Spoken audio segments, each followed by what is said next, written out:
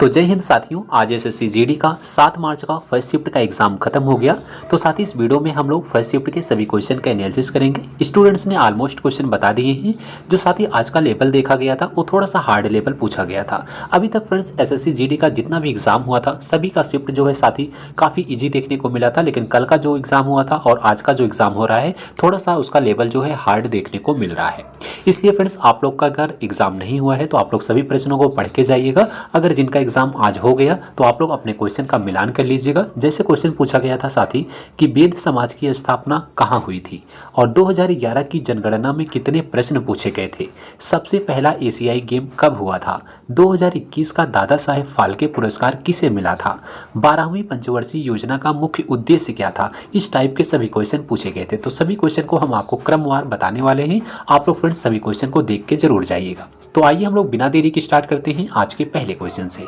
तो पहला क्वेश्चन इसमें पूछा गया था साथी कि वेद समाज की स्थापना कहाँ हुई थी। तो आपको बता दें वेद समाज की स्थापना 1864 में मद्रास यानी चेन्नई में हुई थी। वेद समाज की स्थापना केशव चंद्र सेन और के श्रीधरलू नायडू ने की थी। वेद समाज ब्रह्म समाज से प्रेरित था। तो इसका जो राइट आंसर आपका था मद्रास चेन्नई इसका करेक्ट आंसर था। अगर आपके ऑप्शन में मद्रास होगा तो मद्रास आंसर होगा, नहीं तो चेन्नई इसका आंसर होगा। इसको याद रखिएगा। वेद समाज की स्थापना कहाँ हुई थी, मद्रास चेन्नई में हुई थी। अगर पूछा जाए वेद समाज की स्थापना कब हुई थी तो 1864 में किसने किया था, इसको भी याद रखिएगा। केशव चंद्र सेन और के श्रीधरलू नायडू ने किया था। यह वेद समाज किस समाज से प्रेरित है, तो वेद समाज जो है ब्रह्म समाज से प्रेरित है। इसको फ्रेंड्स याद रखिएगा। यहाँ से आज का पहला क्वेश्चन पूछा गया था।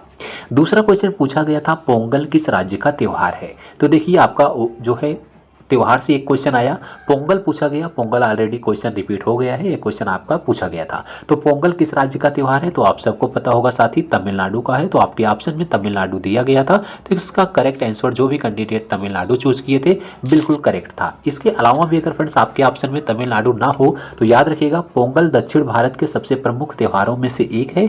यह मुख्य रूप से तमिलनाडु, आंध्र प्रदेश, कर्नाटक और केरल में मनाया जाता है। तो आपका आंसर तमिलनाडु तो था, लेकिन अगर आपके ऑप्शन में तमिलनाडु आगे ना हो तो याद रखिएगा आंध्र प्रदेश भी होता है, कर्नाटक में भी होता है, केरल में भी होता है। इसको याद रखिएगा। अगला क्वेश्चन एक साथी आपका 12वीं पंचवर्षीय योजना से पूछा गया था। मुख्य उद्देश्य पूछा गया कि इसका मुख्य उद्देश्य क्या था। तो आपको बता दें, याद रखिएगा 12वीं पंचवर्षीय योजना का अवधि भी पूछी जाएगी, कार्यकाल क्या था। तो 2012 से 2017 तक था। कहीं कहीं आपको 2013 से 2017 भी दिखेगा, 2012 से 2016 भी दिखेगा। तो इसको याद रखिएगा 2012-13 से लेकर के 2016-17 तक वो जो रहे 12वीं पंचवर्षीय योजना का कार्यकाल था। इसका उद्देश्य पूछा गया था। तो इसका उद्देश्य था कि 8% विकास का लक्ष्य, यानी 8% इसमें विकास का लक्ष्य जो है इसमें इसका उद्देश्य था, 8% का विकास इसमें करना था। आगे साथ ही क्वेश्चन पूछा गया था सबसे ज्यादा रणजी ट्रॉफी किस टीम ने जीती है। तो आपको बता दें अगर आपने भी मुंबई ऑप्शन चूज किया था तो बिल्कुल करेक्ट था साथी। मुंबई ने सबसे ज्यादा रणजी ट्रॉफी जीती है। तो मुंबई ने सबसे ज्यादा 41 बार रणजी ट्रॉफी का खिताब अपने नाम किया था। तो 41 बार सबसे ज्यादा रणजी ट्रॉफी जो टीम जीती है वो मुंबई ने जीती है। तो साथ ही आप लोग चैनल को सब्सक्राइब करके रखिएगा। आपको एसएससी जीडी के हमने हर एक शिफ्ट का आपको एनालिसिस कराया है और कल आपको फ्रेंड्स आपको कट ऑफ का वीडियो आएगा। हम आपको एक्सपेक्टेड कट ऑफ बताएंगे कि किन किन कैंडिडेट का कितने मार्क्स पर इसमें सिलेक्शन होगा, कितने नंबर पर फिजिकल की तैयारी आपको करनी चाहिए, आंसर की कब आएगी, रिजल्ट कब आएगा, सारी जानकारी आपको फ्रेंड्स मिलती रहेगी। तो चैनल को आप लोग सब्सक्राइब करके रखिएगा, आपको अपडेट मिलता रहेगा। अगला क्वेश्चन साथ ही पूछा गया था सबसे पहला एशियन गेम कब हुआ था। तो देखिए सबसे पहले एशियन गेम पूछा गया था कब हुआ था। आपको बता दें पहले एशियाई खेल 4 से 11 मार्च 1951 के बीच नई दिल्ली में आयोजित हुए थे। तो कहाँ हुआ था, आपका नई दिल्ली में हुआ था। कब हुआ था, आपका 1951 इसका करेक्ट आंसर था। इसको याद रखिएगा। आगे पूछा जाए कहाँ हुआ था तो इसको भी याद रखिएगा, न्यू दिल्ली में हुआ था। इसको फ्रेंड्स याद रखना। अगला क्वेश्चन साथ ही पूछा गया था कि 2021 में दादा साहेब फाल्के पुरस्कार किसे मिला है। तो देखिए दादा साहेब फाल्के पुरस्कार की अगर हम बात करें 2021 में तो साथ ही आपको बता दें ये फिल्म इंडस्ट्री में दिया जाता है दादा साहेब फाल्के पुरस्कार। तो 2021 में जो है मुख्य भूमिका में सर्वश्रेष्ठ अभिनेता के रूप में जो है अक्षय कुमार को दिया गया था। तो अक्षय कुमार इसका करेक्ट आंसर था। अक्षय कुमार को दादा साहेब फाल्के पुरस्कार 2021 में मुख्य भूमिका में सर्वश्रेष्ठ प्रदर्शन में जो है इनको दादा साहेब फाल्के पुरस्कार जो है दिया गया था। अगर आपने भी अक्षय कुमार ऑप्शन चूज किया था तो बिल्कुल करेक्ट था।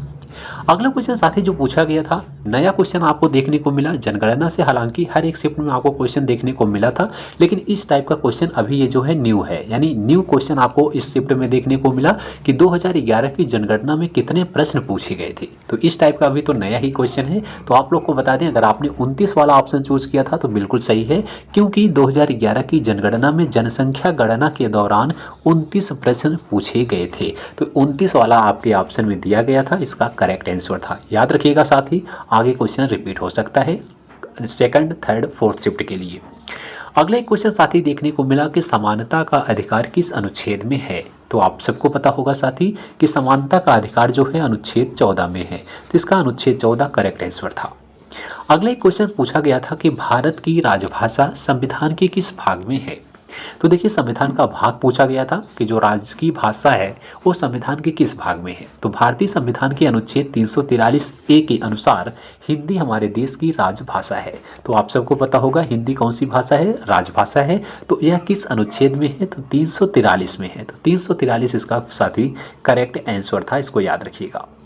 अगला एक क्वेश्चन आया था कि आर्थिक नियोजन कब से शुरू हुआ था। तो आर्थिक नियोजन की अगर हम बात करें कब शुरू हुआ था, तो भारत में आर्थिक नियोजन की शुरुआत सर एम्स विश्वेश्वरैया ने 1934 में किया था। तो आर्थिक नियोजन कब शुरू हुआ था, तो 1934 इसका करेक्ट आंसर था, इसको याद रखिएगा। अगला एक क्वेश्चन साथ ही आपका पूछा गया था कि ग्रैंड ग्रास अवार्ड किसे मिला है। तो ये करंट अफेयर्स का क्वेश्चन पूछा गया। अगर ग्रैंड ग्रास अवार्ड की बात करें तो इसका राइट आंसर फ्रेंड्स आपका क्या था, प्राइम मिनिस्टर यानी नरेंद्र मोदी, इसका बिल्कुल राइट आंसर था। ग्रैंड ग्रास अवार्ड जो है फ्रेंड्स ये पीएम मोदी को मिला है, यानी the grand cross of the order of honour पुरस्कार के लिए किसे चुना गया था, पीएम मोदी को। तो पीएम मोदी आपका राइट आंसर था। हर एक कैंडिडेट जो है इसका आंसर शायद पीएम मोदी दिए होंगे। अगले क्वेश्चन साथ ही पूछा गया था हिंदुस्तानी संगीत से कौन सा नृत्य संबंधित है। तो देखिए आपके ऑप्शन में जो है इसमें आपका कथक भी दिया गया था, कथक है या फिर आपका भरतनाट्यम है। तो आपको बता दें हिंदुस्तानी संगीत से कौन सा नृत्य संबंधित है, तो ये आपका कथक बिल्कुल सही आंसर था। कथक हिंदुस्तानी शास्त्रीय संगीत से निकटता से जुड़ा हुआ है। तो अगर आपने कथक वाला ऑप्शन चूज किया था तो बिल्कुल करेक्ट था। तो हिंदुस्तानी संगीत से कौन सा नृत्य संबंधित है, इसको याद रखिएगा, कथक है। अगला क्वेश्चन साथ ही एक नया देखने को मिला था, खेल से ही क्वेश्चन पूछा गया कि वॉलीबॉल के 5 सेट के बराबर होने पर अंतिम सेट कितने अंक का होता है। तो यानी फिर यहाँ पर 5 या फिर 4 भी दिया होगा कि वॉलीबॉल के 4 सेट के बराबर होने पर जो अंतिम सेट खेला जाता है वो कितने अंक का होता है। तो आपको बता दें मैच 5 सेटों में से सर्वश्रेष्ठ खेले जाते हैं। पहले 4 सेट 25 अंकों के लिए खेले जाते हैं, अंतिम सेट 15 अंकों के लिए खेला जाता है। तो बस आपका यही अंतिम अंक पूछा गया था कि अंतिम अंक जो है कितने अंकों का खेला जाता है, तो 15 अंकों का खेला जाता है। तो 15 वाला आपका बिल्कुल करेक्ट आंसर था। पहले जो मैच होते हैं वो उसके पहले जो है 25 अंकों को खेले जाते हैं, लेकिन जो अंतिम अंक आपका होता है, अंतिम सेट होता है, वो आपका 15 अंकों का होता है। अगले क्वेश्चन साथ ही पूछा गया सत्रिया किस राज्य का प्रसिद्ध लोक नृत्य है। तो देखिए सत्रिया आप सबको पता होगा असम का शास्त्रीय नृत्य है। तो अगर आपने भी इसका आंसर असम चूज किया था तो फ्रेंड्स बिल्कुल करेक्ट था। उसके बाद फ्रेंड्स इसमें आपको कुछ हिंदी के क्वेश्चन आए थे, जैसे आपका 19-20 होना मुहावरे का अर्थ क्या है। तो देखिए साथी अगर 19-20 होना मुहावरे का अर्थ था तो इसका आंसर बहुत कम अंतर होना, यानी कहते नहीं है कि इसमें सिर्फ 19-20 का अंतर है। तो आप सबको पता ही होगा इसका मतलब हो गया कि बहुत कम अंतर होना। तो इसका करेक्ट आंसर था। एक क्वेश्चन आपका पूछा गया दुर्गम का विलोम क्या होता है। तो आप सबको पता होगा दुर्गम का विलोम सुगम होता है। तो सुगम अगर आपने आंसर चूज किया था बिल्कुल करेक्ट था।